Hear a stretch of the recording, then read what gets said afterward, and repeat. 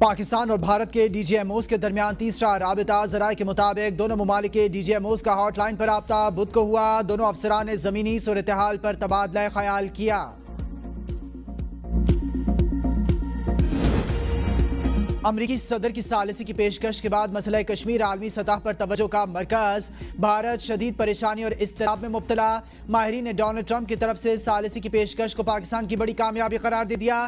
Kings college London کے visiting professor harsh ویپینٹ کے مطابق ٹرمپ کی پیشکش پر بھارت میں بے چینی ہے۔ امریکی تجزیہ کار مائیکل کوگل مین نے ایسوسیٹڈ پریس کو بتایا کہ پاکستان کی خارجہ پالیسی کا ایک بنیادی اور مستقل مقصد کشمیر کے مسئلے کو بین الاقوامی سطح پر اجاگر کرنا ہے۔ صدر ٹرمپ کی پیشکش کے بعد پاکستان کو کامیابی ملی ہے۔ کشمیر پر عالمی توجہ بھارتی حکومت کے لیے تشویش کا باعث ہے۔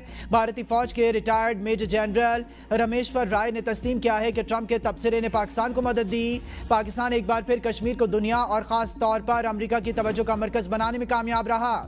بھارت کی بے بنیاد جواز پر فوجی کارروائیاں پاکستان کی خود مختاری کی کھلی خلاف ورزی ہیں۔ انڈیا کی جارحیت اقوام متحدہ کے چارٹر کے بھی منافی ہے۔ Pakistani high commissioner doctor Faisal کی لندن میں آل پارٹیز پارلیمانی گروپ کے اراکین کو بریفنگ۔ انہوں نے کہا کہ بھارت نے یک طرفہ سنتاس معاہدہ معطل کر کے بین الاقوامی قوانین کی سنگین خلاف ورزی کی۔ بھارت کے جارحانہ اور تشدد پسندانہ عزائم خطے کے امن کے لیے سنگین خطرہ ہیں۔ مسئلہ کشمیر تنازع کی بنیادی وجہ ہے۔ اس مسئلے کو اقوام متحدہ کی قراردادوں کے مطابق حل کیا جانا چاہیے۔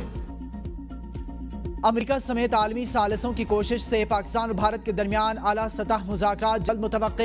مذاکرات سعودی عرب میں امریکی اور سعودی ثالثی کے تحت ہوں گے۔ ذرائع کا کہنا ہے کہ مذاکرات کا محور مسئلہ کشمیر اور سنتاس معاہدہ ہوگا۔ مذاکرات امریکی صدر ٹرمپ اور وزیر خارجہ مارکو روبیو کی کوششوں کا نتیجہ ہے۔ واشنگٹن نے کشمیر مسئلے پر ثالثی کی پیشکش کی ہے۔ امریکہ نے نئی دہلی اور اسلام آباد پر بات چیت کے ذریعے مسائل حل کرنے پر زور دیا ہے۔ پاک بھارت جنگ کے بعد دنیا میں مسئلہ کشمیر کے حل کے لیے آوازیں اٹھنے لگیں۔ سیاسی مبصرین کا کہنا ہے کہ پاکستان اور بھارت کے درمیان تنازعات کی بنیادی وجہ مسئلہ کشمیر ہے اور خطے میں دیرپا امن کے لیے مسئلہ کشمیر کا حل ضروری ہے۔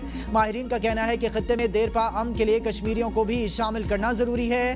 انٹرنیشنل کرائسس گروپ کے پروین ڈونتھی نے ایسوسیٹڈ پریس کو بتایا کہ دونوں ممالک کو ایک پائیدار امن عمل کے لیے مذاکرات کی میز پر کشمیریوں کو جگہ دینا ہوگی۔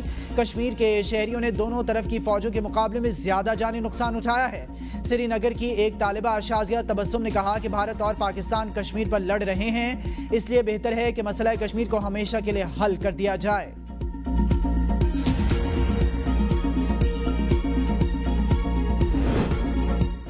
بھارت کو ایک اور سفارتی دھچکا۔ چین نے اروناچل پردیش کے متنازع علاقے پر اپنا حق حاکمیت دوہرا دیا۔ چینی وزارت خارجہ کا کہنا ہے کہ زنگنان تاریخی، جغرافیائی اور انتظامی لحاظ سے چین کا حصہ ہے اور ان علاقوں کو چینی نام دینا چین کا اندرونی معاملہ ہے۔ چینی میں کہا گیا ہے کہ ان مقامات کو چینی نام دینا چین کی خود مختاری کے تحت کیا گیا اور اس اقدام کا مقصد خطے میں تاریخی اور ثقافتی شناخت کو اجاگر کرنا ہے۔ 190 ملین پاؤنڈ کیس میں بانی پی ٹی آئی اور بشرا بی بی کی سزا معطلی کی درخواستوں پر سماعت۔ نیب سمیت دیگر فریقین سے جواب طلب۔ اسلام آباد ہائی کورٹ کے قائم مقام چیف جسٹس سردار سرفراز ڈوگر اور جسٹس محمد آصف نے سماعت کی۔ وکیل سردار لطیف کھوسا اور دیگر عدالت میں پیش۔ وکیل سردار لطیف کھوسا کی اگلے بدھ کو سماعت رکھنے کی استدعا۔ عدالت نے نوٹس جاری کرتے ہوئے کیس کی سماعت اگلے ہفتے تک ملتوی کر دی۔ پی ٹی آئی رہنما شیر افضل مروت کے خلاف سینیٹر عفنان اللہ تشدد کیس سے بری۔ اسلام آباد کی مقامی عدالت نے فیصلہ سنا دیا۔ فیصلے میں کہا گیا کہ دوران تفتیش شیر افضل مروت سے کوئی مجرمانہ مواد برآمد نہیں ہوا۔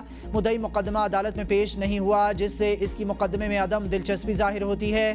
اس کیس کا ٹرائل چلایا بھی جائے تو ملزم کو سزا کا کوئی امکان موجود نہیں ہے۔ شیر افضل مروت کی بریت کی درخواست منظور کی جاتی ہے۔ اگر چیف جسٹس سینیورٹی کا تعین انتظامی طور پر کرے تو متاثرہ جج کو کہاں جانا چاہیے؟ کیا ٹرانسفر پر آیا جج نیا حلف اٹھائے گا؟ سپریم کورٹ کے جسٹس محمد علی مظہر نے اسلام آباد ہائی کورٹ میں ججز سینیورٹی اور ٹرانسفر کیس میں سوالات اٹھا دیے۔ کہا کوئی جج مستقل جج کا حلف اٹھاتا ہی نہیں ہے، پہلے ایڈیشنل جج کا حلف ہوتا ہے پھر جوڈیشل کمیشن کے ذریعے وہ مستقل ہوتا ہے. اگر وہ جج چیف جسٹس بنے تو حلف لیتا ہے. ٹرانسفر کو نئی تعیناتی قرار نہیں دیا جا سکتا. بینچ کی رائے میں آرٹیکل 200 اور 175A کو ملا کر پڑھنے سے جج کا تبادلہ ممکن نہیں رہتا کیونکہ وہ تقرری شمار ہوتی ہے. مقدمہ عدلیہ کی آزادی, چیف جسٹس کے انتظامی اختیارات اور جوڈیشل کمیشن کے کردار جیسے بنیادی آئینی سوالات پر روشنی ڈال رہا ہے جس کے فیصلے کے عدالتی نظام پر دیر پا اثرات مرتب ہو سکتے ہیں. درخواست گزار ججز کے وکیل منیر اے ملک نے دلائل دیتے ہوئے موقف اختیار کیا کہ سینیورٹی کا تعلق براہ راست عدلیہ کی آزادی سے ہے اور آئین کے آرٹیکل 175(3) کے تحت عدلیہ کو ایگزیکٹو سے علیحدہ رکھا گیا ہے. ماضی میں کچھ ججز کی دیگر عدالتوں میں ٹرانسفر نئی تقرری کے تحت کی گئی تھی جیسے کہ جسٹس سردار اسلم کی مثال موجود ہے. وزیراعظم کی کسانوں کو آسان شرائط پر زرعی قرضوں کی فراہمی کو یقینی بنانے کی ہدایت. ملکی پیداوار بڑھانے کے لیے زرعی تحقیق پر خصوصی توجہ دینے پر زور. وزیراعظم محمد شہباز شریف کی زیر صدارت زرعی شعبے میں اصلاحات کے حوالے سے اجلاس میں بتایا گیا کہ پاکستان کو زرعی خود کفالت کے حصول کے لیے زراعت کو جدید خطوط پر استوار کیا جا رہا ہے تاکہ معیشت کی فوری ترقی ممکن ہو سکے. کسانوں کو زمین کی تیاری سے فصل کی کٹائی تک کی تمام سہولیات ایک چھت تلے ملیں گی. رواں سال 20,000 ٹریکٹر دیں گے. 12 ایکڑ سے کم کاشتکاروں کو کسان کے کارڈ کے ذریعے 5,000 فی ایکڑ دیا جا رہا ہے. وزیراعلی پنجاب مریم نواز کا کالا شاہ کاکو میں ٹریکٹر تقسیم کرنے کی تقریب سے خطاب. کہا خواہش ہے کہ کوئی بھوکے پیٹ نہ سوئے. نفرت کی سیاست ختم ہونے پر ملک کتنی ترقی کر رہا ہے. پاکستان کی فتح سب کو مبارک ہو. کسانوں اور میرے درمیان دوریاں پیدا کرنے کے لیے پروپیگنڈا کیا گیا لیکن کسانوں نے اس پروپیگنڈے پر کان نہیں دھرے.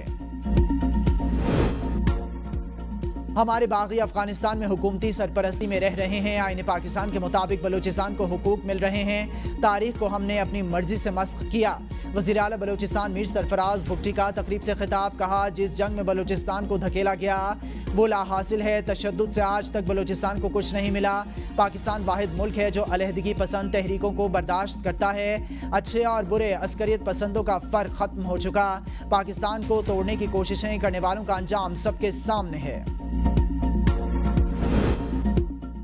سوشل میڈیا پر اداروں کے خلاف اشتعال انگیز پوسٹ کرنے پر پشاور میں 8 افراد کے خلاف مقدمہ درج. مقدمہ ایڈیشنل SHO کی مدعیت میں درج کیا گیا. پولیس نے ملزموں کے سوشل میڈیا اکاؤنٹس کے اسکرین شاٹس اور ڈیجیٹل شواہد محفوظ کر لیے. کراچی میں باپ کے قتل اور لاش کو بوری میں بند کر کے ٹھکانے لگانے والے بدبخت بیٹوں کے خلاف مقدمہ درج. پولیس کے مطابق ملزمان ابراہیم اور افضل موٹر سائیکل پر بوری رکھ کر پیدل جا رہے تھے تو مشکوک جان کر انہیں روکا گیا تو خاور انجم کی لاش ملی. ملزمان نے والد کے رویے سے نالاں ہو کر منصوبہ بندی کے تحت چھری کے وار کر کے قتل کیا.